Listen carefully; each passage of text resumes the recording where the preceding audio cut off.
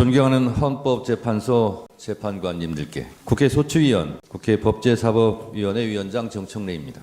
대한민국은 법치국가이고 모든 법의 으뜸은 헌법입니다. 대한민국 헌법 130개 조항을 압축 요약해놓은 헌법 전문에서 불이한간 4.19 민주 이념을 계승한다고 되어 있습니다. 이는 사실상 5.16 군사 쿠데타를 불이한 것으로 규정해 헌법 정신에서 탄핵하고 있습니다. 대한민국의 주인은 국민입니다. 헌법은 제1조에서 대한민국은 민주공화국이고 대한민국의 주권은 국민에게 있고 모든 권력은 국민으로부터 나온다고 주권제민의 정신을 선언하고 있습니다. 국민의 것은 국민의 것입니다. 국민으로부터 위임받은 권력이 위헌위법적으로 국민 위에서 군림할 수는 없습니다.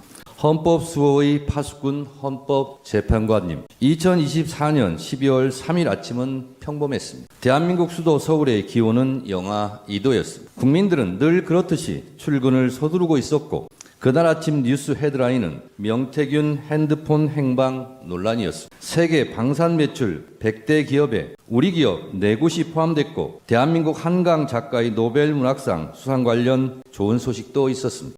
미국 바이든 정부의 우크라이나 군사 지원 뉴스는 있었지만 휴전선 전방은 조용했고 어떤 국민들도 군사적 위협을 느끼지 않은 평온한 하루였습니다. 그렇지만 재판관님들도 보셨듯이 그날의 밤은 평온하지 않았습니다.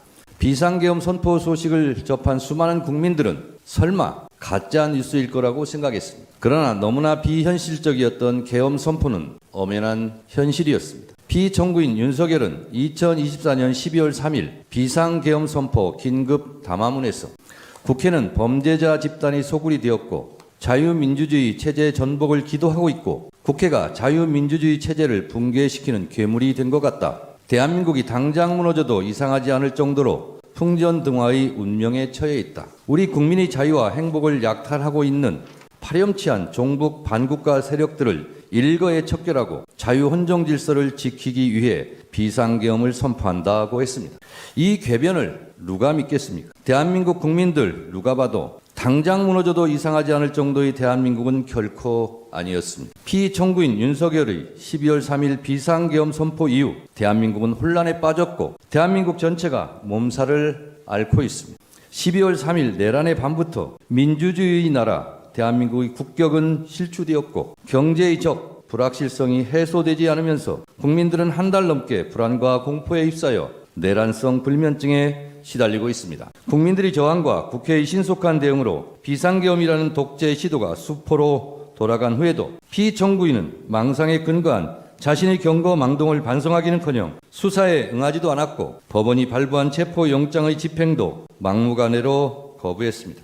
이것은 대한민국의 사법체계를 뿌리채 부정하는 것입니다. 소추위원 이전에 국민의 한 사람으로서 이런 사람이 대한민국 국정의 최고 책임자 자리에 있었다는 것이 참으로 참담합니다. 이 탄핵 심판은 이런 사람을 군 통수권을 행사하는 자리로 다시 복귀시킬 것인지 말 것인지를 결정하는 재판입니다.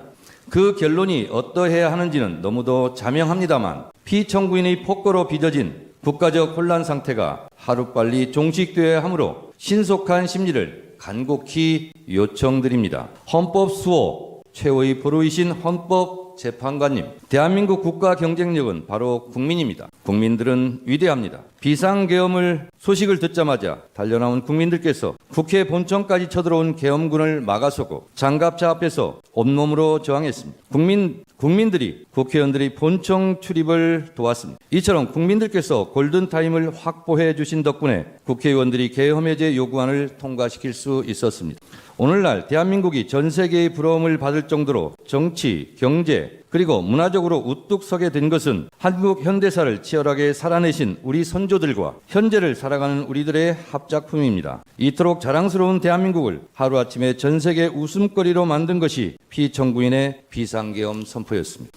그러나 민주주의를 지켜내려는 국민들의 열망으로 피청구인의 독재 기도를 막아낼 수 있었고 세계는 다시 대한민국 민주주의의 놀라운 회복력에 주목하고 있습니다. 이 모든 것이 국민들 덕분입니다. 국민 여러분들께 진심으로 감사드립니다. 존경하는 헌법재판관님, 피청구인은 헌법 제69조에 따라 나는 헌법을 준수하고 국가를 보위하겠다는 선서를 하고 대통령에 취임했습니다. 그러나 피청구인은 헌법을 수호하기는커녕 헌법을 유린했습니다. 대한민국의 헌법과 민주적 시스템을 송두리째 무너뜨리려 했던 피청구인 윤석열을 왜 파면해야 하는지 그 이유를 말씀드리겠습니다.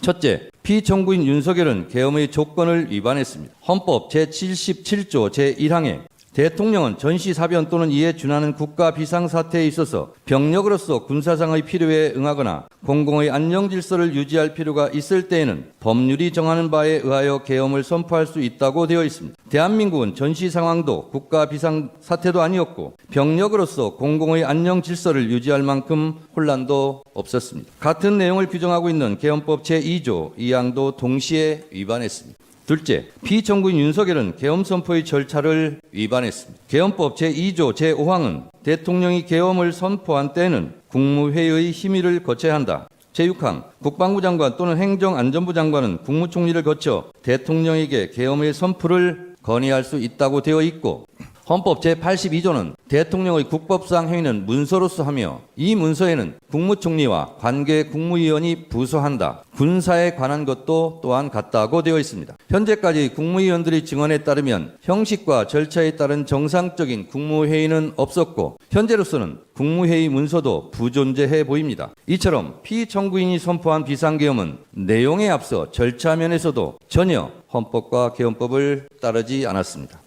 셋째, 국회는 비상계엄이나 어떤 경우라도 침탈할 수 없음에도 불구하고 위헌 위법하게 침탈해 국회의 기능을 마비시키려 했습니다. 헌법 제77조 제5항에는 국회가 제적의원 과반수의 찬성으로 계엄의 해제를 요구한 때에는 대통령은 이를 해제하여야 한다고 되어 있습니다. 비상계엄을 해제할 수 있는 곳은 유일하게 국회입니다. 이런 국회의 권한과 권능을 방해하려고 국회를 무장병력으로 봉쇄하려 했습니다. 이는 명백한 국헌문란 행위 내란입니다. 넷째, 피청구인 윤석열의 계엄포고령 1호 제1항 국회와 지방의회, 정당의 활동과 정치적 결사, 집회, 시위 등 일체의 정치활동을 금지한다는 것은 헌법 제77조 3항을 정면으로 위반했습니다. 이 조항 어디에도 국회에 관한 특별한 조치를 할 수 없습니다. 이 포고령 1호는 정치활동의 자유, 정당 활동의 자유를 보장한 헌법 제8조, 언론출판의 자유를 보장한 헌법 제21조 등을 명백하게 위반했습니다. 다섯째, 계엄군이 중앙선관위를 위헌 위법하게 침탈한 것도 사법부의 주요 인사를 체포 구금하려고 했던 것도 모두 헌법과 법률을 위반했습니다. 이는 헌법 제77조 제3항, 형법 제91조, 헌법 제114조를 명백히 위반했고 헌법 제105조, 제106조에서 규정한 사법권의 독립에 정면으로 위반했을 뿐만 아니라 헌법의 삼권 분립 정신에도 위배된다 할 것입니다. 이 밖에도 피청구인 윤석열은 12.3 내란 사태 이후 법관이 발부한 체포영장마저 거부하였고 극히 일부 지지자들에게 기대어 국가 혼란을 부추기고 있고 부정선거라는 망상에 사로잡혀 있습니다. 대통령 관저 농성전 때문에 일촉즉발 무력 충돌 사태까지 염려될 지경이었습니다. 체포되는 순간까지 사법체계를 불인정했습니다. 피청구인 윤석열이 수사기관에 저항하는 것을 보면 헌법 수호 의지가 손톱만큼도 없습니다. 만에 하나 탄핵이 기각되어 피청구인이 다시 대통령직에 복직하면 또다시 제2의 비상계엄을 저지를지 모른다는 의심을 받기에 충분한 언행을 계속하고 있습니다. 피청구인 윤석열은 지금도 비상계엄이 고도의 통치 행위로서 사법심사의 대상이 아니라는 철진한 이론에 기대어 반성과 성찰을 거부하고 있습니다. 피청구인 윤석열은 아직도 자신이 무슨 잘못을 했는지 모르고 있을 뿐만 아니라 계엄과 독재 시도를 정당화시키려는 궤변을 늘어놓고 있습니다. 그를 파면함으로써 하루빨리 대한민국을 정상으로 돌려놓아야 합니다. 위헌 위법한 비상계엄을 선포하여 피로써 지켜온 헌법을 총칼로 파괴하려 했던 피청구인 윤석열을 파면함으로써 얻을 헌법 수호의 이익이 여타의 손실보다 압도적으로 크다 할 것입니다. 프랑스 소설가 알베르 까미는 어제의 범죄를 벌하지 않는 것은 내일의 범죄에 용기를 주는 것과 똑같이 어리석은 것이다 라고 일갈한 바 있습니다. 아울러 지연된 정의는 정의가 아닙니다. 자랑스러운 대한민국 민주주의 역사의 여정에서 돌출된 헌법의 적, 민주주의 적이 다시는 준동하지 못하도록 만장일치로 신속하게 피청구인 윤석열을 파면해 주시기를 바랍니다. 존경하는 헌법재판관님들의 현명한 판결을 기대합니다. 끝까지 경청해 주셔서 감사합니다.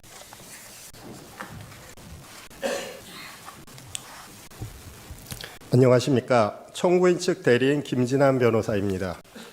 2024 헌납할 대통령 윤석열 탄핵 심판 사건의 피청구인에 대한 탄핵 소추 사유 및 그 위헌 위법성을 쟁점별로 살펴보겠습니다.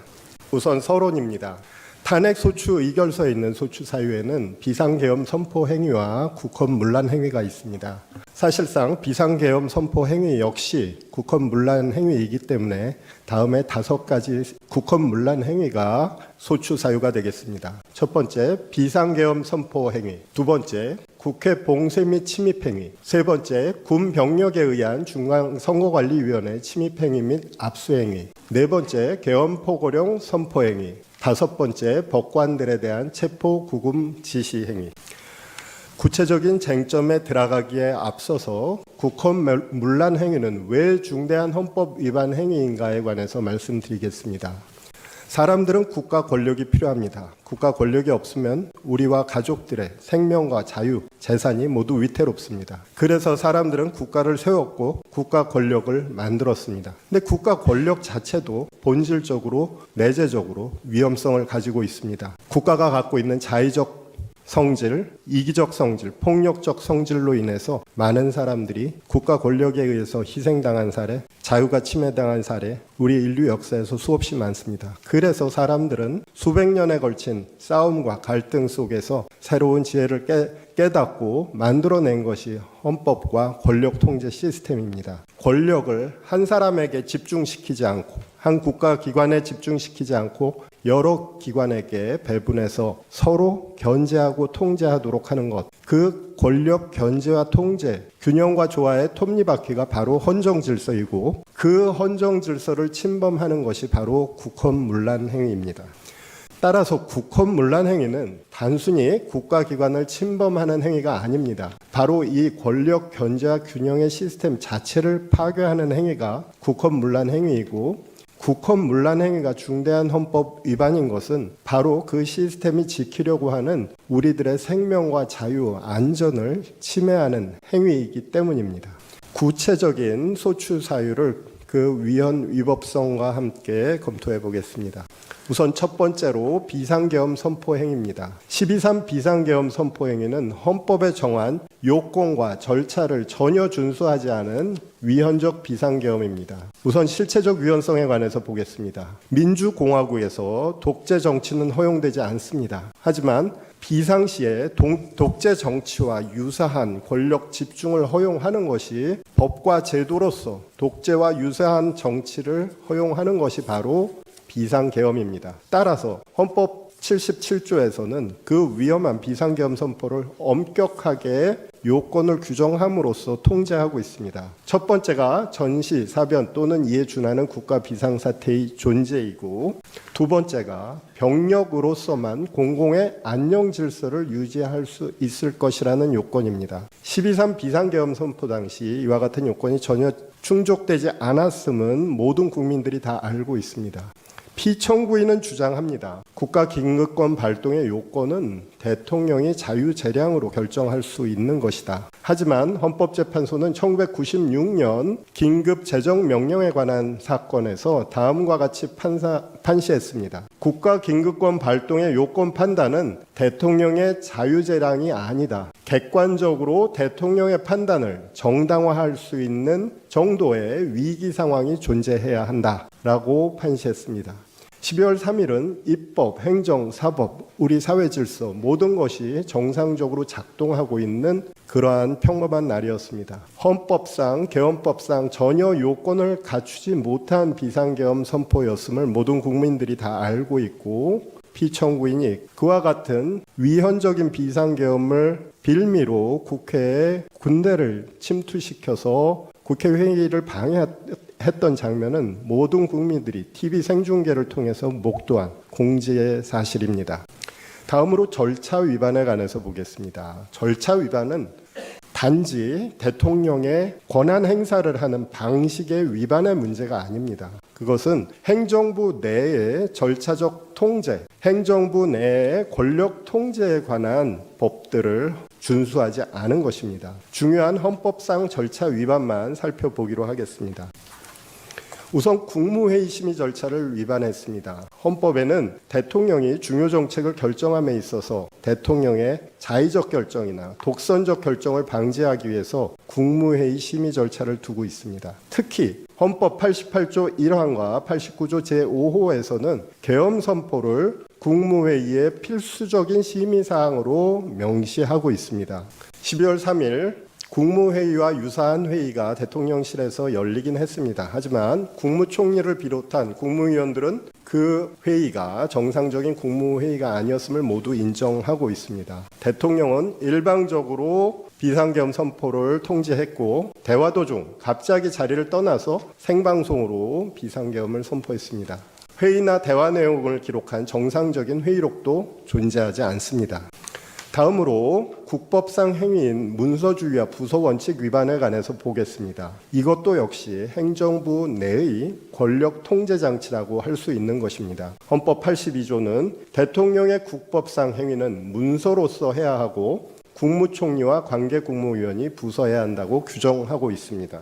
피청구인은 12월 3일 비상계엄을 선포하면서 문서의 형식으로 하지 않았고 국무총리와 관계 국무위원들의 부서도 존재하지 않습니다. 헌법 82조의 문서주의, 부서제도를 위반하였음이 명백합니다. 다음으로 세 번째 절차 위반으로 계엄 선포 시 지체 없는 국회 통고 의무 위반에 관해서 보겠습니다. 헌법 77조 제4항에서는 대통령이 계엄을 선포할 때 지체 없이 국회에 통고할 의무를 규정하고 있습니다. 이것은 국회가 계엄을 통제할 수 있는 권한, 즉 계엄 해제 요구 결의를 할 수 있도록 그것이 가능하도록 하는 절차입니다. 피청구인은 국회에 대한 통고 의무를 전혀 이행하지 않았고 오히려 경찰력을 동원해서 국회의원들이 국회에 들어가지 못하도록 막았고 병력을 동원해서 국회에서 회의를 하고 있는 국회의원들을 끌어내려고 했습니다. 피청구인의 비상계엄 선포 후 국회 통고 의무 위반은 중대한 헌법 절차 위반입니다. 결국 피청구인의 12.3 비상계엄 선포는 헌법상 요건과 절차 중 어느 하나도 준수하지 않은 위헌적인 비상계엄 선포였습니다. 다음 두 번째 국헌문란 행위로서 국회 봉쇄 및 침입 행위에 관해서 보겠습니다. 피청구인은 계엄 해제 요구 결의를 하고 있는 국회를 공격했습니다. 첫 번째, 경찰을 통해서 국회의원들의 국회 진입을 막았고 또한 군을 투입해서 본회의장 안에서 계엄 해제 요구 결의를 하고 있는 국회의원들을 강제로 끌어내려고 했습니다. 대통령의 비상계엄 선포는 헌법의 모든 원칙과 구조를 파괴할 수 있는 가장 무서운 권한 행사입니다. 그런데 이를 견제할 수 있는 유일한 헌법적인 수단은 국회의 계엄 해제 요구권 단 하나밖에 없습니다. 그런데 대통령은 바로 그 계엄 해제권을 파괴하려 한 것입니다. 권력 견제의 헌법 장치를 파괴하려고 한 피청구인의 행위는 국헌문란 행위입니다. 만일 국회가 피청구인의 방해 행위로 인해서 계엄 해제 의결에 실패했다고 한다면 지금 이 시기에 대한민국에는 독재 정치 또는 군정 통치가 도래해 있을 것입니다. 이것은 명백한 헌법 파괴 행위입니다. 다음으로 국회의원들에 대한 체포 지시에 관해서 보겠습니다. 피청구인은 국회의장과 야당 대표 등 자신에 반대하는 정치 인사들에 대한 체포 및 구금 지시를 했습니다. 헌법 44조 1항에는 회기 중 국회의원의 불체포 특권을 규정하고 있습니다. 더 나아가서 계엄법 13조에서는 회기 중이 아니다 하더라도 계엄 중에는 국회의원의 불체포 특권을 보장하고 있습니다. 피청구인의 행위는 헌법 44조, 계엄법 13조의 불체포 특권의 규정을 정면으로 위반한 행위입니다. 더욱이 피청구인의 국회의장, 국회의원 등에 대한 체포 지시 행위가 국회의 계엄 해제 요구 결의를 차단하기 위한 목적이었다고 한다면 그것은 더욱 중대한 위헌 행위입니다. 이것은 자유민주적 기본 질서를 침해하는 행위이며 대의민주주의 원칙에 정면으로 반하는 행위입니다. 다음으로 세 번째 국헌문란 행위인 중앙선거관리위원회의 침입행위의 위헌성에 관해 보겠습니다. 피청구인은 중앙선거관리위원회에 군대를 침투시켜서 선거관리 서버 및 직원 휴대폰 등을 압수수색하였고 직원들에 대한 체포 구금 계획까지 세웠습니다. 중앙선거관리위원회는 헌법상 독립된 헌법기관입니다. 다른 권력기관, 특히 행정부의 부당한 선거 간섭을 제도적으로 배제한다는 의미에서 독립된 헌법기관으로 설립한 것입니다. 이처럼 비상계엄 하에서도 특별한 조치를 할 수 있는 독립된 헌법기관을 침해한 행위는 헌법 77조 3항과 114조에 위반하는 행위입니다. 다음으로 직원의 휴대전화 압수 행위에 관해서 보겠습니다. 피청구인은 12월 3일 비상계엄 선포 직후에 병력을 선거관리위원회에 침투시켜서 당일 당직을 쓰고 있던 직원들을 제압하고 그들의 휴대전화를 압수했습니다. 이 휴대전화 압수는 당직자들이 외부나 상급자에게 연락하여 도움을 요청하지 못하도록 한 행위라고 할 것입니다. 이것은 헌법 영장주의 위반이고 신체의 자유 침해이며 통신의 자유 침해인 동시에 선거관리위원회의 독립성에 대한 침해라고 할 것입니다. 다음으로 네 번째 국헌문란 행위인 포고령 제1호의 위헌 위법성에 관해서 보겠습니다. 포고령 제1호의 일부를 봅니다. 1. 국회와 지방의회, 정당의 활동과 정치적 결사, 집회, 시위 등 일체의 정치활동을 금한다. 2. 자유민주주의 체제를 부정하거나 전복을 기도하는 일체의 행위를 금하고 가짜뉴스, 여론조작, 허위선동을 금한다. 3. 모든 언론과 출판은 계엄사의 통제를 받는다. 포고령 제1호의 1은 국회의 정치활동 금지를 규정하고 있습니다. 이는 국회 기능을 중단시키려는 의도이며 대의민주주의 원칙의 본질을 침해하는 포고령입니다. 포고령에 있는 다른 조항들의 내용을 보면 국민의 정치활동의 자유, 정당활동의 자유, 언론 출판의 자유, 단체 행동권 등 기본권을 전면적 본질적으로 침해하고 있습니다. 이것은 계엄 선포 이후에 국민의 반대와 저항을 예측하고 그 반대와 저항을 억압하기 위한 목적으로 만들어진 포고령이라고 하겠습니다. 자유민주적 기본질서의 핵심은 정치적 반대파의 보호입니다. 포고령 내용에는 정치적 반대파를 반국가 세력으로 정의하고 반국가 세력으로 몰아서 제거하려고 합니다. 이것은 자유민주적 기본질서를 폐지하고 독재를 선언하는 것과 다름없다고 할 것입니다. 포고령 1호의 내용은 이미 비상계엄 자체가 위헌이기 때문에 위헌적입니다. 하지만 가사 적법하고 정당한 비상계엄 선포였다고 하더라도 그 내용이 기본권과 자유민주적 기본질서를 본질적으로 침해하는 내용이기에 위헌적인 포고령입니다. 마지막으로 사법부 주요 인사에 대한 체포 구금 지시의 위헌성에 관해서 보겠습니다. 피청구인은 아무런 근거나 범죄 혐의도 없이 전직 대법원장을 비롯한 전현직 법관에 대한 체포 구금을 지시합니다. 헌법은 제105조, 106조에서 대법관과 법관의 신분을 보장하고 있습니다. 헌법상 법관의 신분 보장은 단지 법관 개인의 신분 보장이 아닙니다. 그것은 사법권 독립의 보장이고 권력 분립 원칙의 보장이며 법치주의 원칙의 가장 기본적인 전제입니다. 그럼에도 불구하고 피청구인은 이와 같은 헌법의 명령을 정면으로 위배한 반헌법적인 행위를 한 것입니다. 또한 이와 같은 사법부 주요 인사에 대한 체포 구금 지시로 인해서 공정한 재판이 방해되고 공정한 재판이 위축된다고 하면 모든 국민들의 공정한 재판을 받을 권리마저도 침해되는 것입니다. 피청구인의 헌법 위반 행위의 중대성에 관해서 보겠습니다.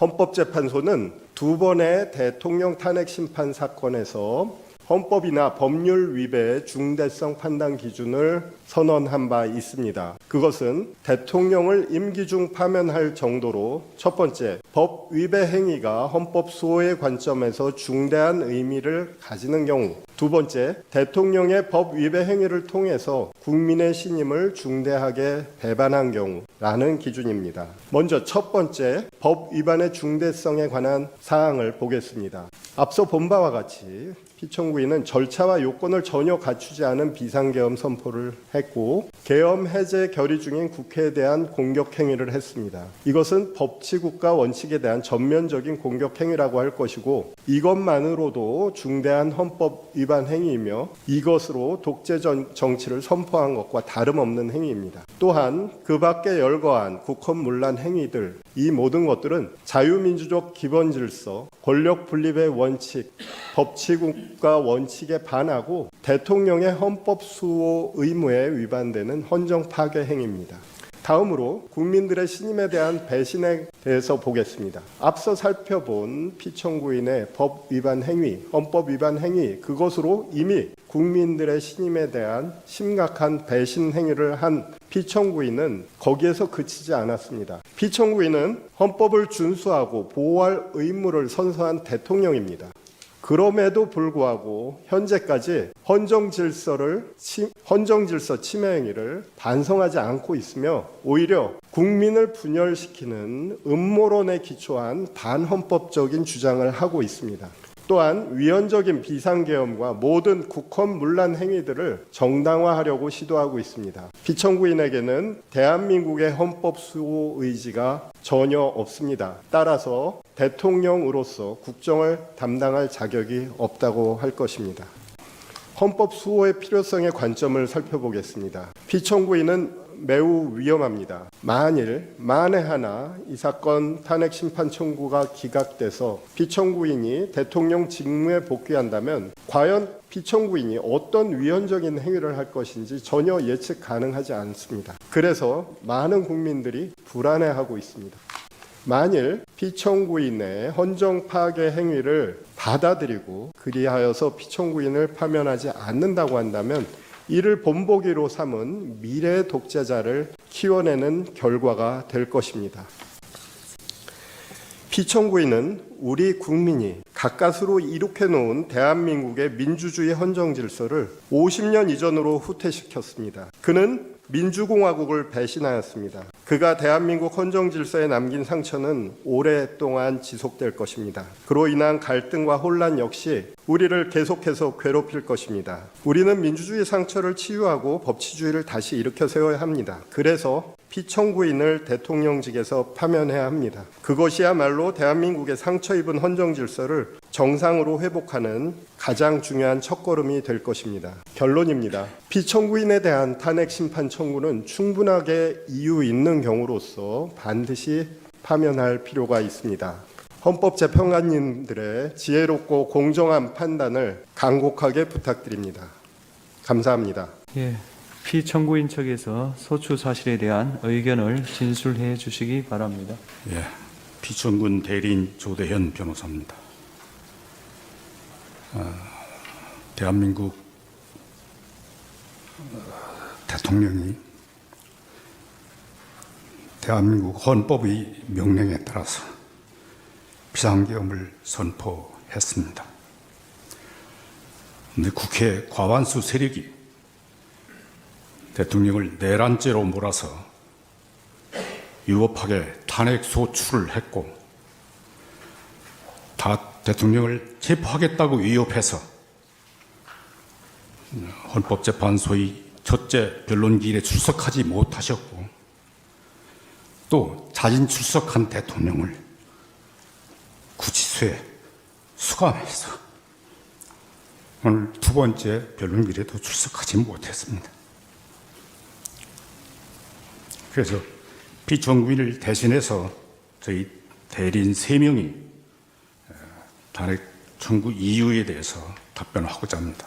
국회의 과반수 권력이 대통령의 비상계엄 선포를 내란죄로 선동하고 탄핵 소추권을 남용해서 헌법 질서 수호를 방해하고 국가 기능을 마비시킨 사실 등을 정확히 조사하시고 그러한 위기 상황에서 자유민주주의 헌법 질서를 소화해 주시기 바랍니다.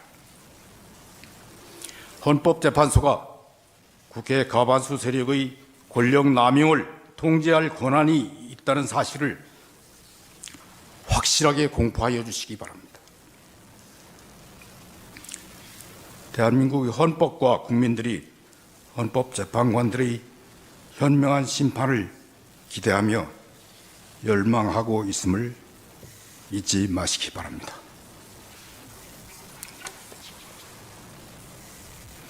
존경하는 재판관님들, 제가 변론에 앞서가지고 좀 외람된 말씀 한 말씀 드리겠습니다. 그리고 계엄이 위원이라는 전제 하에서 지금 국민들의 그저 언론이나 그다음에 사법부의 그 직책에 대해서 저희가 어떤 제재를 가하는 것에 대해서 이것은 잘못된 것이다 이렇게 주장을 하셨는데, 계엄이 위원이 아니고 합헌이라면은 그건 당연한 계엄 절차에 들어있는 겁니다. 근데 그것이 탄핵 사유라고 말씀하시는 것은 그건 기본적으로 그 법리에 맞지 않는다고 저는 느껴지기 때문에 그 부분에 대해서만 제가 짚고 일단 제 변론을 시작하겠습니다. 예, 제가 지금부터 답변을 하겠습니다. 분명한 본질임을 말씀드립니다. 변호인이 혼자서 생각하는 것이 아니라 1차로 부결된 탄핵 소추 안에 대통령의 친미, 친일, 외교관계 문제를 삼았고, 그것에 대해서 미국이나 서방 진에서 굉장히 격하게 반응을 했습니다. 미국의 보수당이나 미국의 공화당이나 민주당의 핑크탱크에 있는 간부들도 그 문제에 대해서 심각한 우려를 표시한 바가 있습니다. 앞에서 대통령께서 이번 비상계엄을 선포한 것과 관련해서 채무과 부정 문제, 그거를 해결해야 한다는 생각을 했다는 말씀을 우리 변호인께서 말씀했습니다. 부정선거를 대통령께서 지금 단정을 하고 있는 게 아니라 수많은 문제점들이 보이는데 제도권 내에서 법원과 선거관리위원회와 수사기관 쪽에서 이걸 해결을 못하니 그것을 대통령이 해결해줘야 된다는 그런 어떤 책무감을 띈 것이라고 문 변호인은 생각합니다. 이렇게 이야기할 때 언론기관에서 어떻게 보도할지는 지금 보지 않아도 알 수 있습니다. 특히 예를 들어서 작년에 국정에서 보안장관 때 그 엄청난 사례들이 나왔음에도 불구하고 변론을 할 수 있게 해주십시오. 방어권 보장을 위해서 꼭 필요합니다. 말씀을 드린 바가 있습니다. 그래서 오늘은 탄핵 소추서를 기준으로, 탄핵 소추 의결서를 기준으로 말씀을 드리고 차후에 간단하게나마 저희가 거기에 대해서 변론할 수 있는 기회를 주시기를 재판부께 간곡히 당부를 드립니다. 김용현 증인에 대해서 그 기일에 동시에 반대적인 진술이 나올 기회를 허락하지 않는다는 것은 재판이 공정할 뿐만 아니라 공정하게 보이는 외관을 분명히 띄어야 한다는. 아니 그러니까요. 예. 김용현 증인은 앞으로 바꾸는 문제에 대해서 논의를 하겠다고 그러잖아요. 예, 23일 날 제가 안 된다고 말을 안 했는데 왜 그렇게 말씀하십니까? 꼭 부탁드리는 취지로 말씀드렸습니다. 김용현 증인 먼저 할 수 있습니다. 네, 네. 피청구인 본인께서 소추 사유에 대한 의견 진술을 희망하신다면 발언 기회를 부여하겠습니다. 어느 정도까지 말씀드려야 될지 모르겠습니다만은 양해해 주시면 제가 일어나서 예, 할까요? 좋으실 대로 하십시오. 그러면 마이크가 이러니까 제가 앉아서 예, 하겠습니다. 편하실 대로 하십시오. 제가 오늘 처음 출석을 했기 때문에 그냥 간단하게만 말씀을 드리겠습니다. 여러 가지 헌법 소송으로 업무도 과중하신데 또 저의 이 탄핵 사건으로 또 이렇게 고생을 하시게 해서 먼저 우리 재판관님들께 송구스러운 마음입니다. 저는 철들고 난 이후로 지금까지 또 특히 공직 생활을 하면서 자유민주주의라는 신념 하나를 확고히 가지고 살아온 사람입니다. 헌법재판소도 이러한 그 헌법 수호를 위해서 존재하는 기관인 만큼 우리 재판관님들께서 여러모로 잘 살펴주시기를 부탁드리겠습니다. 또 필요한 상황이 되거나 질문이 계시면은 말씀드리도록 하겠습니다. 네, 감사합니다. 청구인 측은 증거로 채택되고 지난번에 서정의 요지를 진술하는 방법으로 증거 조사하기로 한 그 목록에 대해서 서정의 요지를 진술해 주시기 바랍니다. 재판장님, 저희가 이번에 제출했던 그 성명사항에 대한 답변을 한번 진술할 수 있는 기회를 먼저 주시고 증거 조사하실 수 있는지 좀 여쭙니다. 어떤 내용이 저희가 재판부께서 주심 재판관님께서 성명을 구하신 사항이 있는데 예. 그걸 저희가 오늘 재판부 성명사항에 대한 답변으로 제출했습니다. 네. 그걸 먼저 좀 진술을 하고 증거 조사를 하실 수 있는 점을 여쭙니다. 예, 그럼 진술하시죠. 예. 지난번 변론 2차 변론기에 주심 재판관님께서 성명을 구하신 사항에 대해서 답변드리고자 합니다. 전번 답변서 3에 기재됐던 내용 중 포고령 1호의 작성 경위, 포고령에 기재된 국회 및 지방의회의 반구적 활동의 의미, 야당의 망국적 행태와 병력 투입의 관계에 대해서 주심 재판관님이 성명을 구하셨습니다. 이에 대해서 말씀드리고자 합니다. 포고령 제1호와 관련해서 저희가 답변서 3에 실제로 그때 2024년 12월 3일 밤 11시경에 비상계엄이 발령되었고 같은 날 23시 28분 계엄 사령관의 포고령 제1호가 선포되었는데 포고령 제1호는 국방부 장관 김용현이 국회 해산권이 존재하였던 예전의 군사정권 시절 계엄 예문을 그대로 필사하여 작성한 것을 피치현 구인이 몇 자 수정한 것이었습니다. 그 기재의 내용의 의미에 대해서 말씀드리겠습니다. 비상계엄은 피치현 구인이 망국적인 국정마비 상황을 사회교란으로 인한 행정, 사법의 국가기능 붕괴 상태로 판단하여 계엄령을 발동하되 그 목적은 국민에게 거대 야당의 전무후무한 탄핵소추 남발, 입법 폭주, 외교 안보 분야의 횡포, 예산의 무차별 삭감 등 국가 이익에 반하는 폐악 행위를 알려 호소하고 이를 멈추도록 호소하고 경고하고자 하는 것이었고, 그럼으로써 자유민주주의 헌정질서의 붕괴를 막고 국가 기능을 정상화하고자 하는 것이었습니다. 이에 따라 포고령은 계엄의 형식을 갖추기 위한 것이고 그 집행의 의사가 없었고 상위법과 저촉 소지가 있어서 집행할 수도 없는 것이었습니다.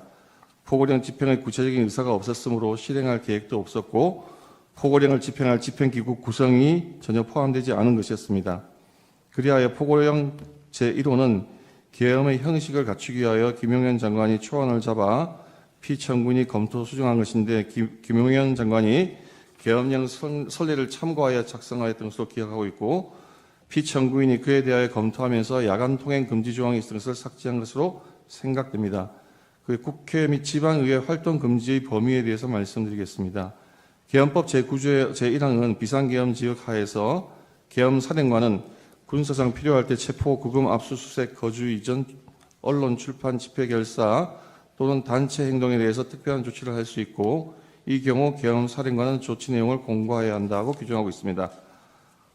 포고령은 이를 아까 좀 전에 말씀드린 것 같이 구체적인 어떤 집행 계획을 세우지는 않은 상태에서 계엄의 형식을 위해서 작성한 것으로 굳이 말씀드리자면 포고령 제1호는 위조항에 따라서 국회의 어떤 불법적인 행동이 있으면 그것을 금지하고자 하는 것이지 결코 국회의 해산을 명하거나 또는 국회의 입법활동이나 국회의 비상계엄 해제 결의를 위한 의정활동 등 정상적인 국회 활동을 금지하고자 하는 것은 아니었습니다. 실제 국회는 아무런 방해 없이 평화적으로 비상계엄 해제 결의를 하였고 피청구인은 이에 따라서 비상계엄을 해제하였습니다. 여기서 말하는 반국가적 활동의 의미에 대해서 말씀드리겠습니다. 포고령 제1호에 있는 반국가적 행위의 의미는 국가 안보 측면만을 말하는 것이 아니라 국익을 해하여 나라의 위기를 초래하는 일체의 행위를 포함하는 포괄적인 개념으로 사용한 것입니다. 구체적인 예를 들면 거대 야당이 북한이나 중국의 입장에 동조하여 국가의 안보에 위해를 초래하는 외국인의 간첩 행위를 처벌하는 법률 개정을 반대하는 행위, 국가 안전 확보를 위해 하는 각종 법률을 제정하거나 또는 안보를 위한 규정의 폐지 행위, 국가 안보를 제외하는 외교 안보 정책, 국가 안보 예산 삭감을 통해 국방력 약화 기도, 기타 에너지 안보 위협하는 행위 등을 들 수 있습니다. 그 구체적인 예를 들면 야당의 간첩죄 규정 개정 반대로 인해서 국가 안보나 국가 핵심 산업 기술 유출을 방지하는 것에 심각한 차질을 빚고 있습니다.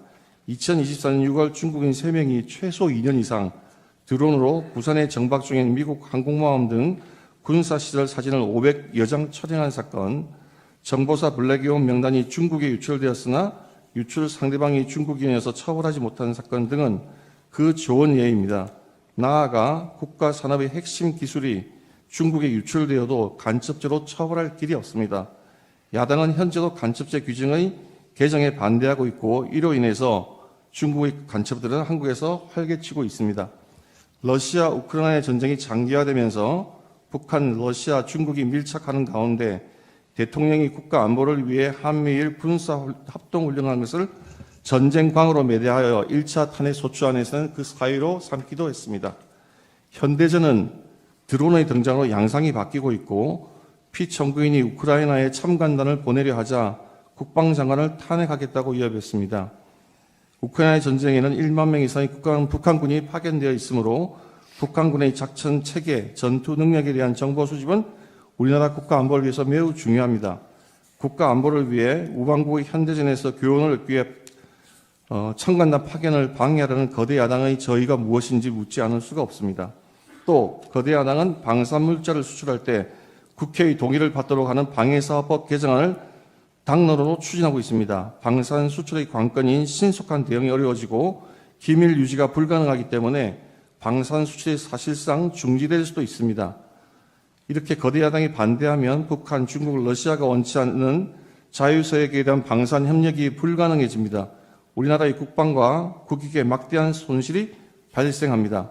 거대 야당이 2025년 예상 중 일방적으로 삭감한 4조 1천억 원 대부분이 핵심 국정 과제를 추진하기 위한 예산입니다. 부족한 초급 장교 인력을 확보하기 위한 예산인 당직비, 수당, 그 인상 비용, 이사비 현실화, ROTC 생활지원금 인상비의 활동비를 다 삭감했고 북한의 핵과 미사일 위로부터 국가와 국민을 지키기 위한 한국형 삼축체계 킬체인 예산을 대폭 삭감했으며 드론 전쟁 대비 예산을 삭감하여 사업을 중단시켰고 정밀 유탄 사업도 차질을 빚게 했습니다. 북핵의 위협에 대응하기 위한 핵심 방위 사업 예산을 이렇게 일방적으로 대폭 삭감한 저희를 묻지 않을 수 없습니다. 거대 야당이 대한민국의 생존이 걸린 에너지 안보도 위협하고 있습니다. 지난 정권 내내 탈원전 정책으로 인해서 에너지 안보의 기반을 무너뜨려 놓고 원전 생태계를 복원하려고 하는 현 정부의 노력을 사사건건 제동을 걸고 있습니다. 24조 원 규모의 체코 원전 사업에서 어렵게 우선 협상자에 선정되었을 때에도 정부의 노력을 지원하여서 우리나라를 위한 산업 수출을 이루기는커녕 덤핑 수준의 가짜 뉴스를 내놓고 한미 원자력 협력의 핵심 과제인 차세대 원전 기술 SFR의 R&D 계산도 90%나 대폭 삭감을 해버렸습니다. 이렇게 우리나라의 원전 경쟁력이 떨어지면 우리나라의 산업 경쟁력이 급격히 위축될 뿐만 아니라 지금 현재 원전 확대에 열을 올리고 있는 중국이 가장 큰 이익을 보게 됩니다. 거대 야당은 동해가스전 시추 예산, 이른바 대왕고래 사업 예산을 사실상 전액 삭감하여 온 국민이 바라는 산유의 꿈을 무산시키려 하고 있습니다. 지금 세계가 급격히 재편되면서 글로벌 에너지 공급망이 흔들리고 안전적인 에너지 자원 확보가 국가의 생존에 직결되고 있습니다. 최대 140억 배럴 2270조 원에 달할 수 있는 대왕고래 사업에 성공한다면 우리의 에너지 자력과 에너지 안보를 획기적으로 강화할 수 있음에도 불구하고 오로지 정치적인 목적으로 사업 진행을 가로막고 있습니다. 그뿐만 아니라 거대 야당은 우리 사회의 안전을 지키기 위한 필수 예산도 무차별 삭감했습니다. 검찰, 경찰의 내년 특경비, 특활비, 치안활동비 예산을 전액 삭감했습니다.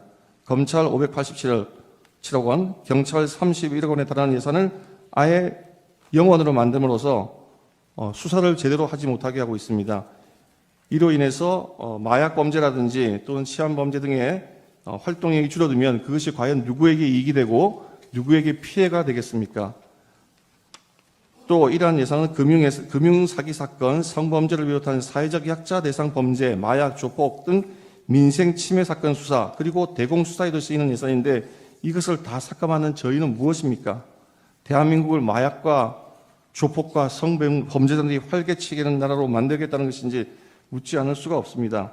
거대 야당은 자신들의 비위를 조사했다는 이유로 감사원 특경비 60억 3,800만 원도 전액 삭감했습니다. 이 또한 감사원이 감사를 통해서 자신들의 비위를 캐지 못하도록 하는 것이라고 하지 않을 수가 없습니다. 나아가 대통령실 국가안보실의 특활비 80억 5천만 원도 전액 삭감했습니다. 민주당 자신이 정부일 때에는 오히려 대통령실의 특활비가 96억 원에 달했습니다. 이와 같이 예산을 무분별하게 삭감하는 것은 국가의 정상적인 활동을 방해하고 차질을 빚게 하는 것이라고 하지 않을 수가 없습니다. 이러한 것은 상권 분립의 헌정 질서에도 위배되는 것이고 국헌문란 행위라고 판단하지 않을 수가 없습니다. 그러면서도 국회의원의 해외 출장비에 쓰이는 국회의원들의 해외 출장에 쓰이는 국회 특갈비, 특경비 예산은 195억 원으로 유지하고 연봉은 국회의원들의 연봉은 1억 6천만 원으로 오히려 인상을 했습니다. 나아가 거대 예산의 예산 폭군은 민생과 서민들의 민생과 미래까지 위협하고 있습니다. 대통령은 그동안 직접 전국을 돌며 민생 토론회를 열어 현장의 의견을 수렴하고 공직자들이 밤잠을 아껴가며 피부에 와닿는 정책을 개발해 놓았습니다. 그러나 거대 야당의 무자비한 핵심 예산 삭감으로 많은 사업이 중단될 위기에 처해 있습니다. 기초과학연구, 양자 반도체 산업, 바이오 산업 등 미래 성장 동력이 될 산업의 예산을 대폭 삭감했습니다. 산업 생태계 조성을 위한 혁신 성장 펀드, 강소기업 육성 예산도 삭감했습니다. 또 긴급 상황에 대처하기 위한 예비비를 무려 2조 4천억, 절반이나 삭감을 해서 삭감했고 이 가운데 1조 원은 재해 대비 예산입니다.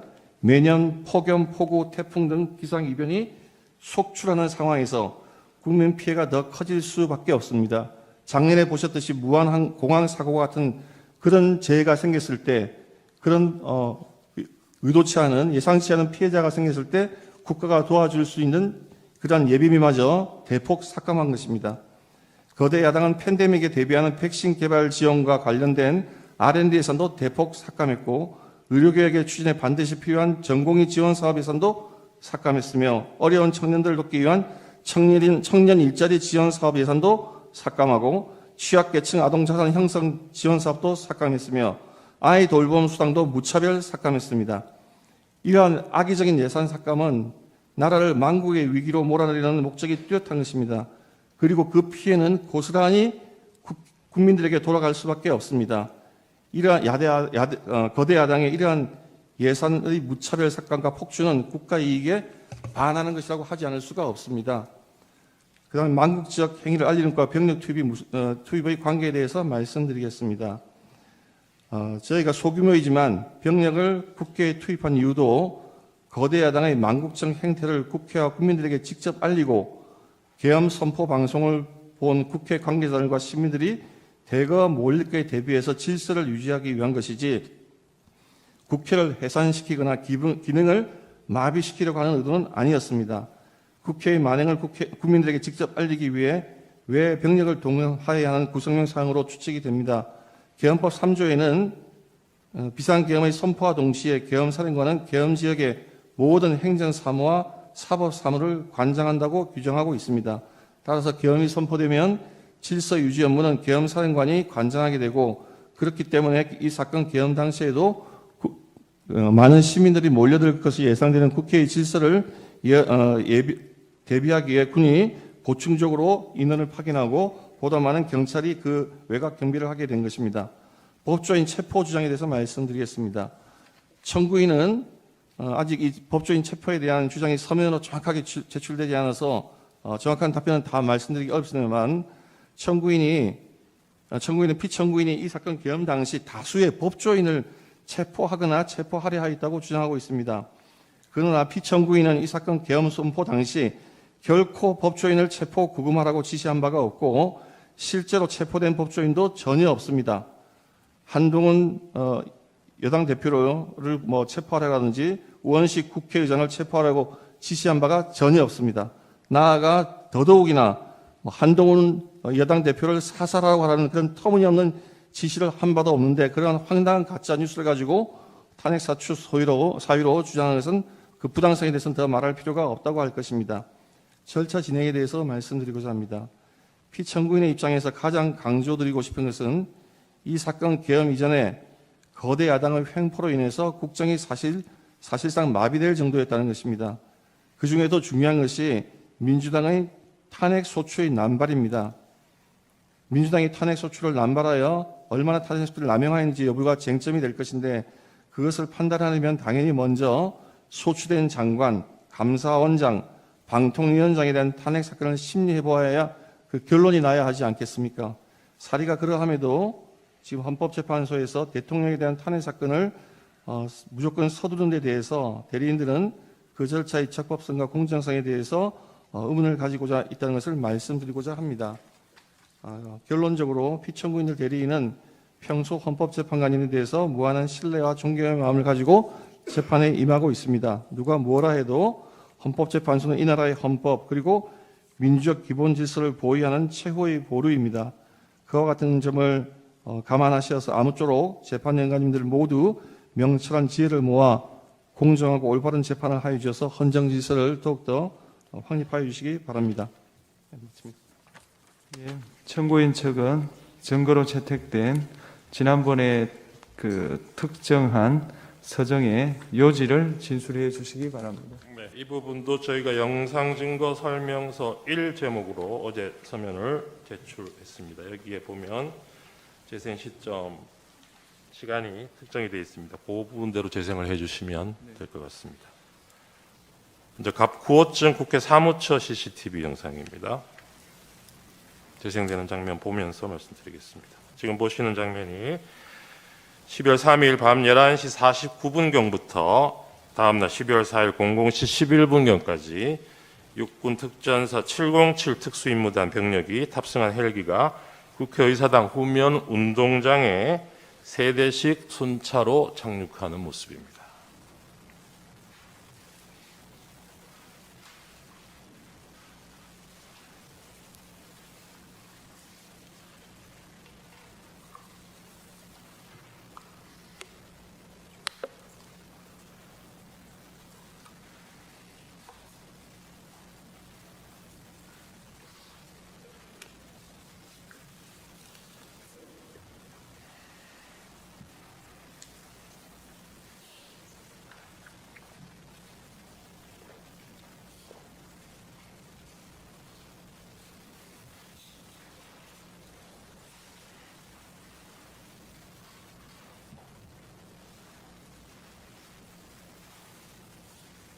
네, 다음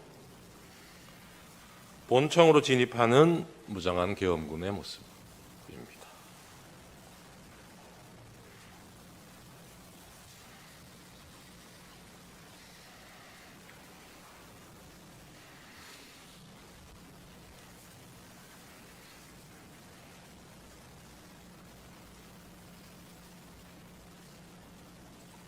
다음 12월 4일 00시 34분경에 707 특수임무단장 김현태를 포함해서 약 15명의 병력이 국회의사당 우측면으로 이동해서 미리 준비한 망치로 유리창 2개를 깨뜨리고 국회의사당 내부로 침투하는 모습입니다.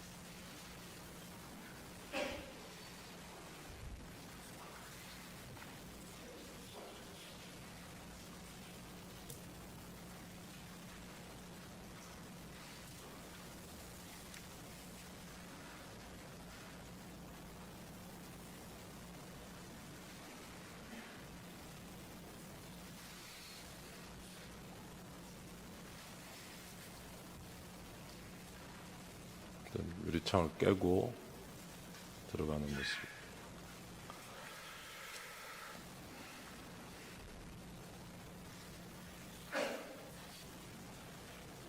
예. 네 번째 영상은 본회의장 방향으로 뛰어들어가는 계엄군 모습입니다.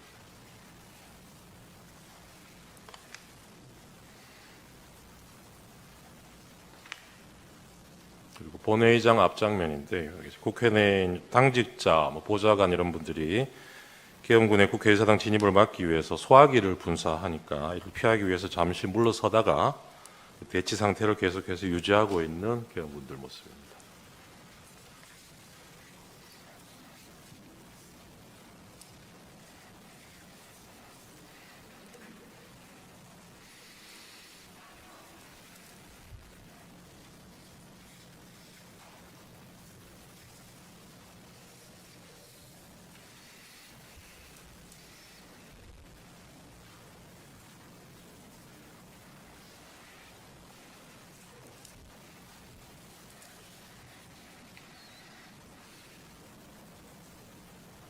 네, 다음 16호증이 1입니다.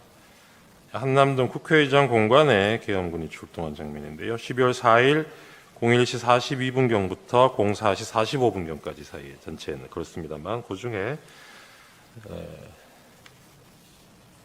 요구 의결안이 통과된 이후인 12월 4일 01시 42분경에 한남동에 있는 국회의장 공간에 계엄군이 출동한 모습입니다. 이 부분 입정 취지는 해제 요구가 의결된 이후에도 이 군병력이 국회의장 공간에 배치됐다는 점에서 추가적인 계엄을 시도하거나 이에 대해서 국회 비상계엄 해제 의결을 막으려 한 것이 아닌지 의심되는 그런 영상입니다. 다음 갑 22호증의 1 중앙선관위 과천청사 내부 1층 로비 CCTV 영상입니다. 지금 보시는 거는 12월 4일 01시 17분 10초부터 18분 20초 사이까지 영상입니다.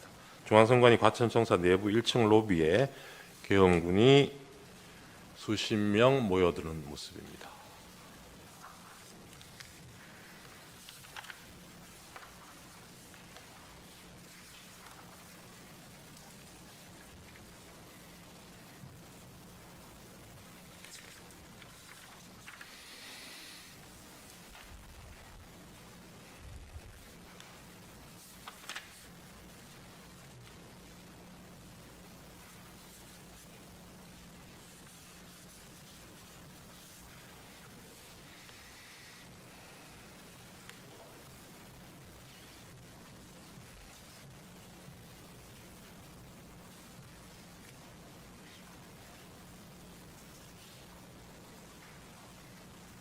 다음 갑 22호증 23입니다.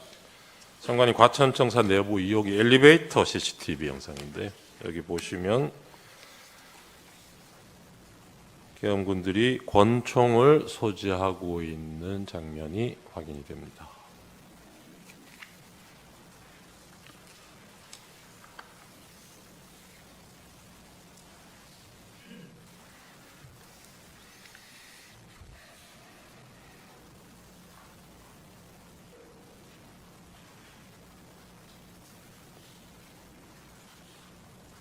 다음 갑 22호증이 24입니다. 중앙선관위 과천청사 내부 신관 2층 승강기 CCTV 영상인데 저 선관위에서 사무실에서 선관위 조직도를 확보해서 전달해주고 있는 장면으로 보입니다. 다음 23호증의 2입니다. 선관위 과천청사 정문 외곽 CCTV 영상입니다. 지금 보시는 거는 계엄 선포 직후인 그날 밤 10시 32분 58초부터 33분 44초 사이의 영상입니다. 계엄군 10명이 피청구인 선포 직후인 이 시간대에 선관위 과천청사 정문으로 들어오는 모습입니다.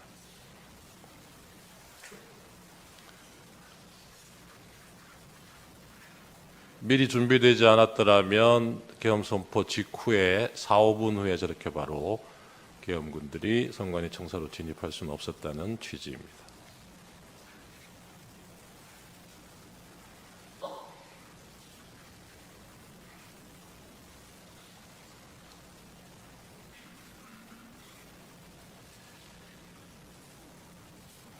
다음인가요? 과천청사 건물로 들어가기 위해서 이동하는 계엄군 모습입니다.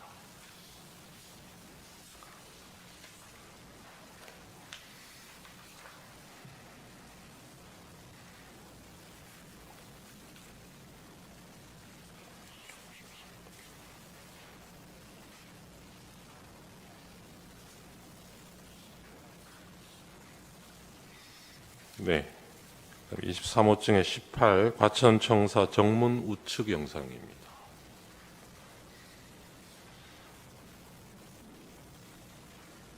역시 같은 시간대 계엄 선포 직후인 10시 33분 34분 사이에 선관위 과천청사 정문으로 들어오는 계엄군들 모습이 확인이 됩니다.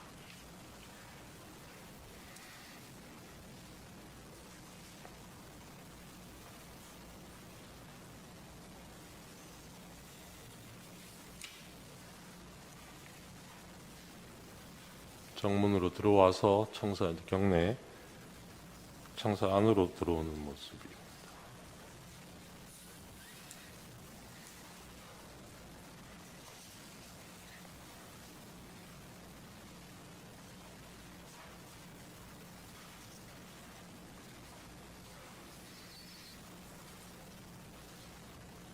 계엄 군인들이 좀 개인 화기들로 무장하고 있는 점도 영상으로 확인이 되고 있습니다.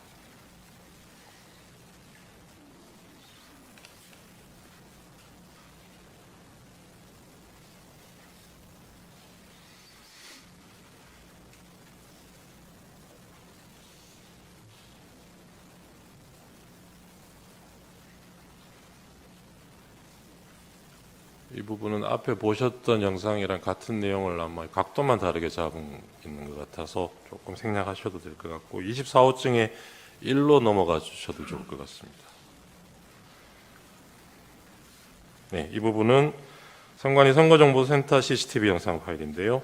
시간은 그날 10시 32분부터 33분 사이입니다. 이게 서버실인데 군인들이 서버실 내로 들어오는 장면입니다.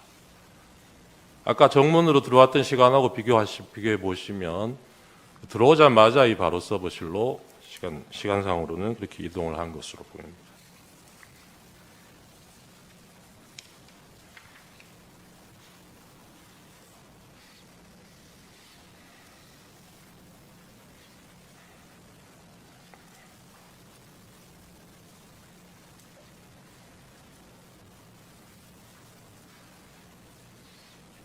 핸드폰을 가져가는 장면이 보입니다.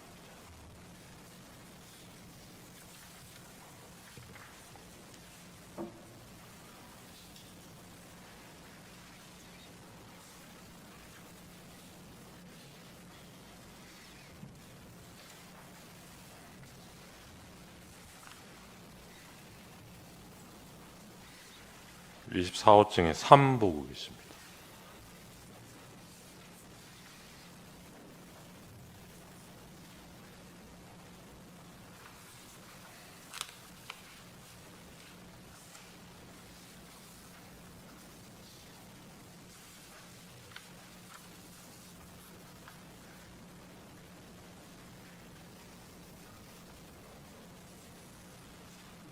직원 핸드폰을 넘겨받는 장면입니다.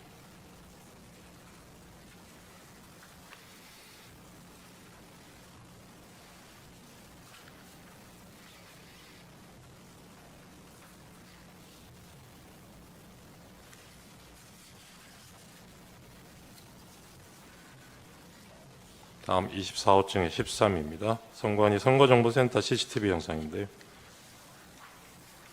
전산실 서버가 위치하고 있는 전산실 내부 모습입니다.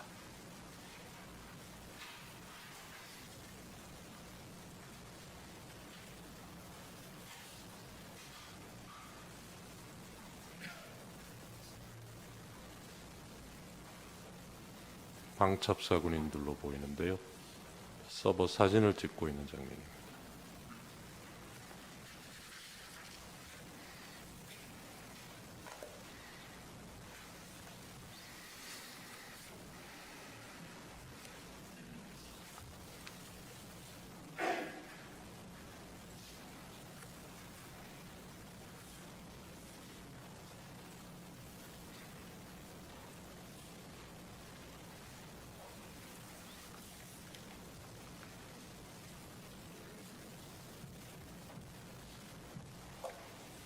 다음 파일로 넘어가 주셔도 좋을 것 같습니다. 갑 25호증에 사는 선관위 관악청사입니다. 여기 12월 4일 00시 29분부터 30분 사이의 영상인데요. 여기에서도 무장한 계엄군 수십 명이 관악청사로 진입하는 모습을 확인하실 수 있습니다.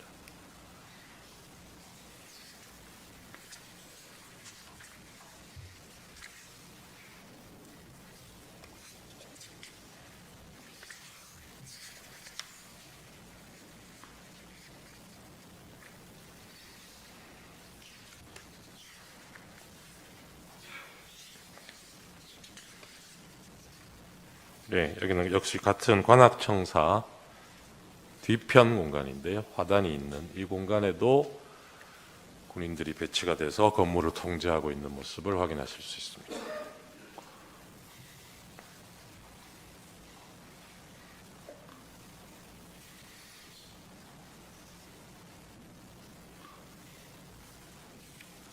네.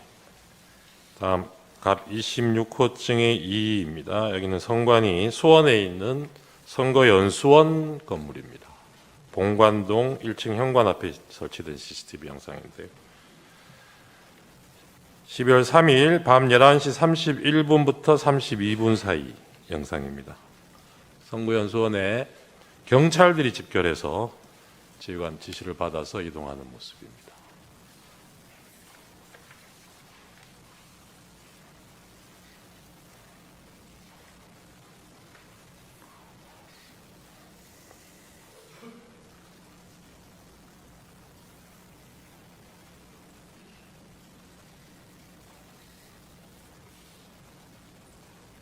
네, 다음 영상 넘어가 주셔도 좋을 것 같습니다. 26호증의 23, 같은 수원 선거연수원 정문 CCTV 영상입니다. 여기는 12월 3일 11시 36분 25초에서 45초 사이의 영상인데요. 이 주차장 입구에 경찰차와 경찰이 집결해서 다른 차량이 진입할 수 없도록 바리케이드를 설치하고 입구를 통제하는 모습을 확인하실 수 있습니다.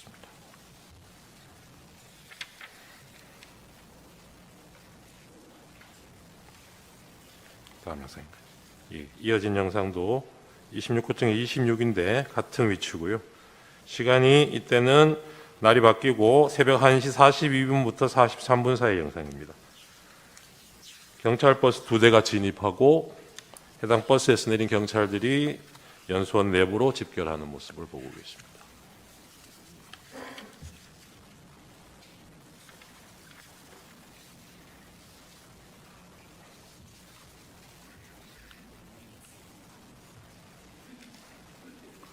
다음 넘어가셔도 좋을 것 같습니다. 26호증의 37입니다. 선거연수원 CCTV 정문 영상인데요. 날이 밝아오는 11월 4일 07시 12분 13분 사이의 영상입니다.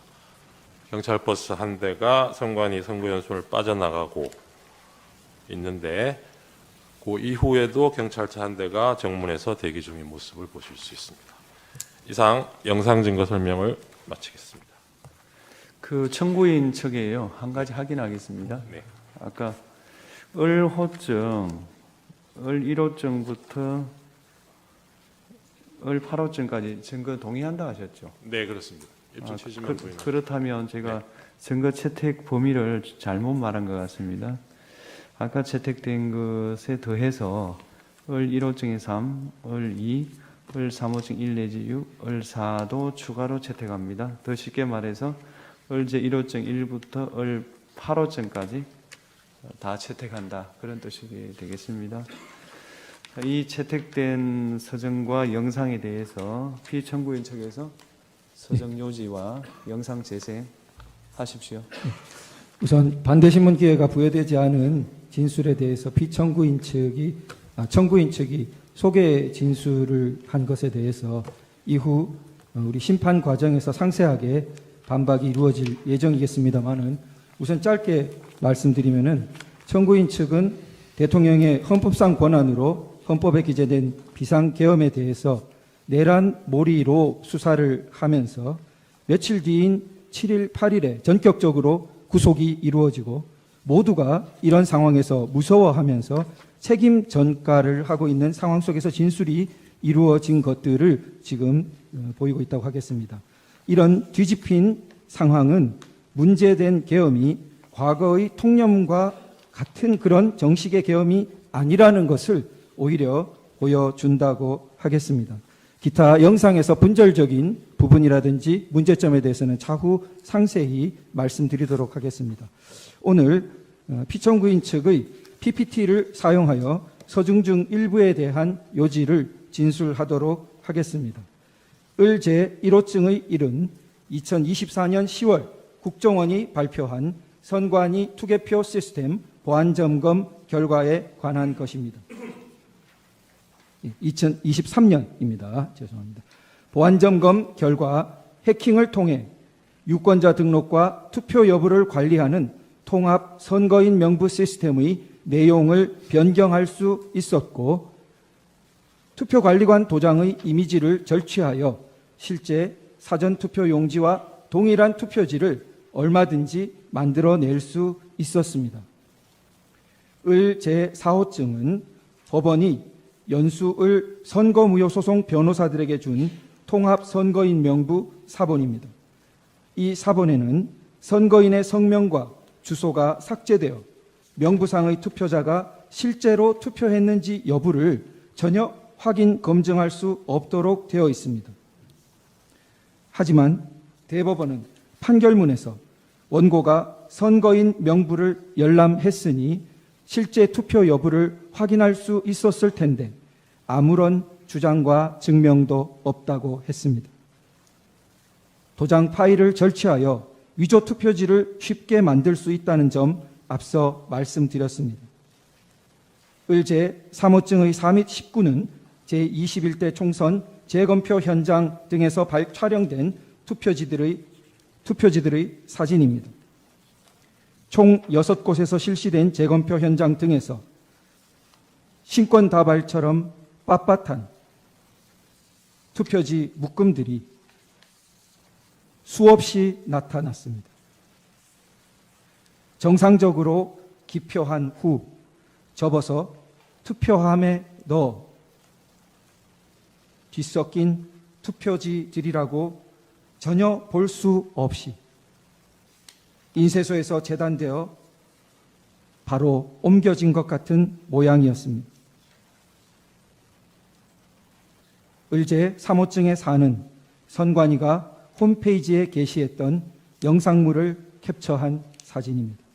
선관위는 개표장이나 재검표장에 신권다발처럼 빳빳한 투표지가 나온 이유로 원상태로 회복하는 기능을 가진 특수 재질 종이를 사용했기 때문이라는 영상을 올렸다가 내렸는데, 투표 용지를 감정한 전문가는 그런 종이는 세상에 없습니다라고 증언한 바 있습니다.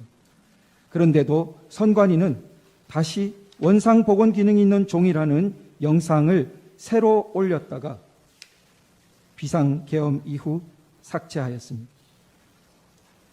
을제 3호증의 2는 인천 연수구 송도 2동 제6투표소에서 나온 투표관리관인이 뭉개진 당일 투표지들입니다.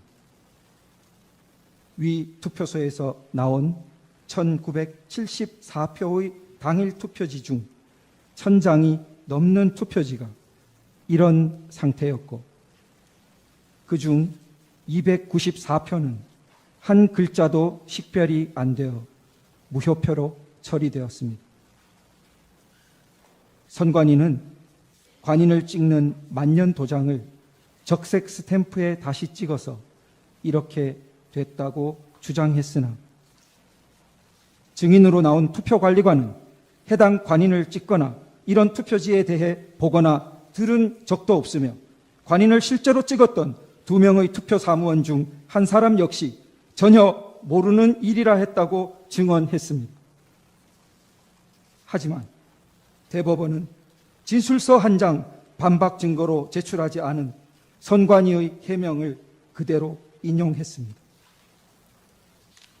을제 3호증의 11은 제21대 총선 영등포을 선거무효 소송의 원고 박용찬이 2020년 5월 투표지 보관 당시 찍었던 투표지 보관실 문고리 봉인 상태와 2021년 8월 재검표를 위한 검증 기일에 다시 찍은 문고리 사진을 비교한 것입니다.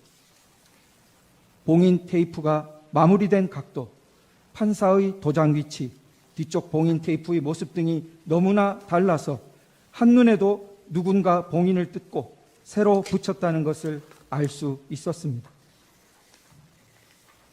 원고 박용찬을 대리한 단체가 고발했지만 수사기관의 최종 결정은 범행을 저지른 성명불상자를 찾을 때까지 수사를 중지한다는 것이었습니다.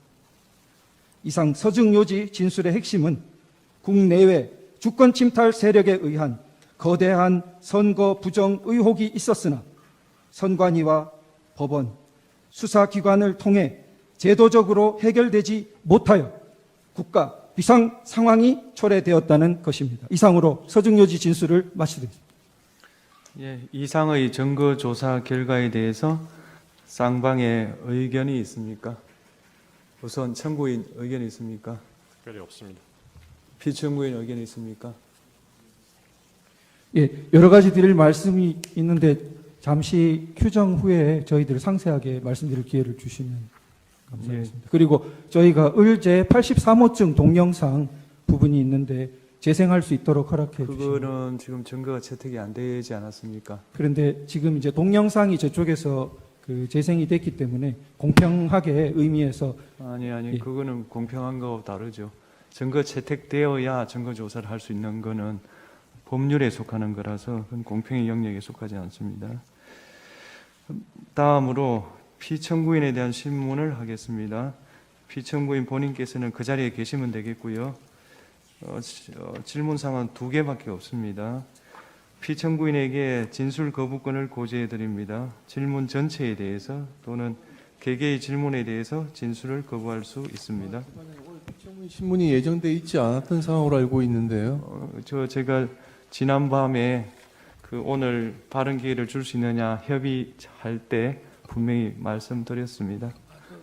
재판장께서 하시면은 제가 2가지만 아는 대로 묻겠습니다. 말씀을 드리겠습니다. 네네. 네. 첫 번째 질문은 국가 비상 입법기구 관련 예산을 편성하라는 쪽지를 기획재정부 장관에게 준 적이 있으십니까?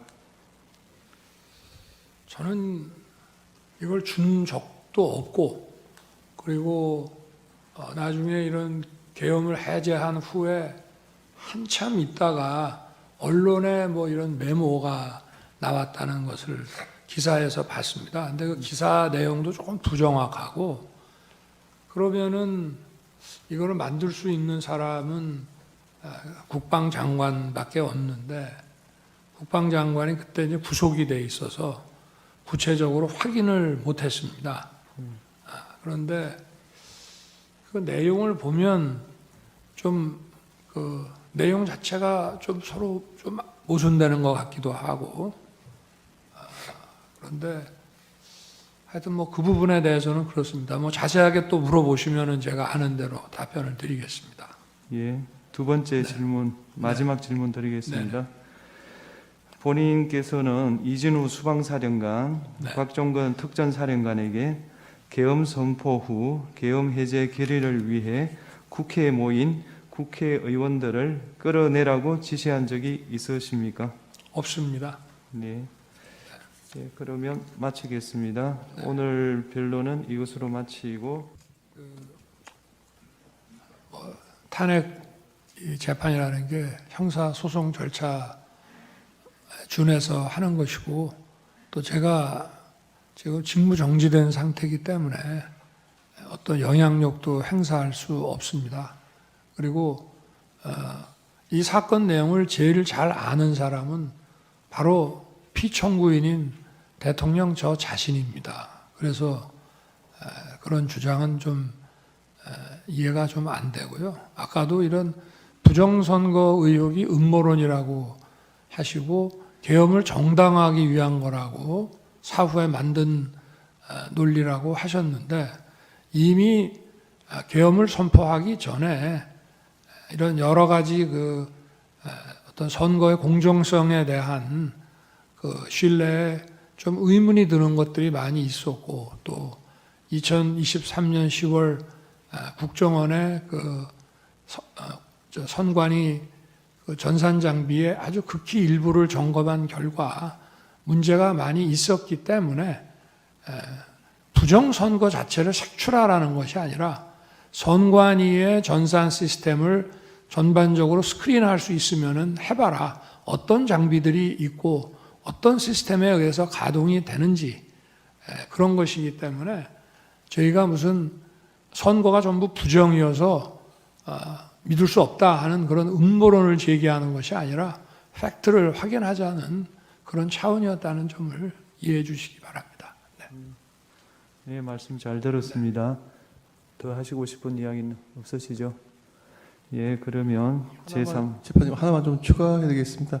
지금 아까 우리 청구인께서 그 당시 이 집권 여당이 대통령 하에서 치러진 우리 지금 피청구인 대통령인 지위에서 치러진 선거에 대해서 부정이 뭐 없고 책임은 이쪽에 대통령이 있다고 말씀하셨는데 조만간 이번 취임한 트럼프 대통령이 2020년 미국 대통령 선거가 그 당시 트럼프가 재임 기간 중인데 그때의 선거 부정에 대해서 조만간 미국에서도 미국 스스로의 어떤 조사 결과가 나올 겁니다. 그러니까 그게 꼭 대통령이라고 해서 독립적인 선거가 이루어지고 있는 선거관리기구에 대해서 모든 걸 다 통제하는 건 아니기 때문에 어떤 문제점은 발생할 수 있고 국민들은 거기에 대해서 많은 의구심이 있고 지난 4년간 이런 것들에 의혹이 제기되고 있고 더군다나 국정원 보안 서버 점검 결과 문제가 있다고 했기 때문에 대통령으로서는 그 문제를 점검을 하고자 하는 것일 뿐이지 저희 피청구인 대통령께서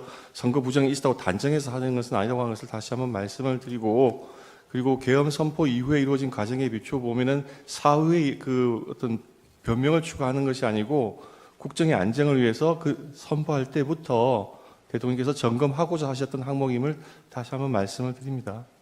절차에 대해서 조금 말씀드리고 싶습니다. 네.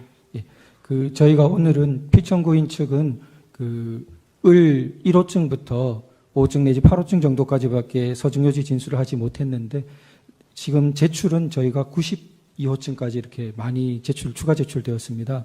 그 부분 증거 조사에 대해서 일정을 언제 할 수 있는지 조금 내일 체부에 대해서 점거 인부에 대해서 의견서를 내시면 모레 평일을 할 수가 없어서 지금 제 생각으로는 일부는 1월 23일, 대부분은 2월 3일 날 체부를 결정할 것 같습니다. 체부입니까? 아니면 조사입니까? 왜 체부 그러니까 채택이 되면 바로 그날 조사하니까요. 예. 같은 날이라고 보시면 되겠습니다. 이상으로 예. 청구인 측에서 보여준 그 영상에 대해서 예. 제가 그냥 짧게 한 말씀만 예, 이해를 돕는 차원에서 하십시오. 잘 봤습니다. 그런데 아까 그 군인들이 본청사에 진입을 했는데 직원들이 좀 저항을 하니까 스스로 이렇게 나오지 않습니까? 얼마든지 더 들어갈 수 있는데도 저게 이 점을 좀 국회의 의결을 방해했다는 얘기를 자꾸 소추인 측에서 또 지금 민주당에서 하고 있는데 저는 그런 말씀을 하나 드리고 싶습니다. 가사 그러면 12월 3일, 4일 그 밤에 내려진 의결을 군을 투입해서 방해했다고 한다면은 그럼 그걸로 이제 더 이상 계엄 해제 요구를 못하고 계엄이 쭉 그냥 가는 것이냐? 저는 그렇지 않다고 봅니다. 대한민국에서 국회와 언론은 대통령보다 훨씬 강한 초갑입니다. 만약에 제가 무리를 해서 계엄 해제 요구 의결을 못하게 한다 해서 국회 아니라 다른 장소에서도 할 수 있고 그 이후에 얼마든지 계엄 해제 요구를 할 수가 있습니다.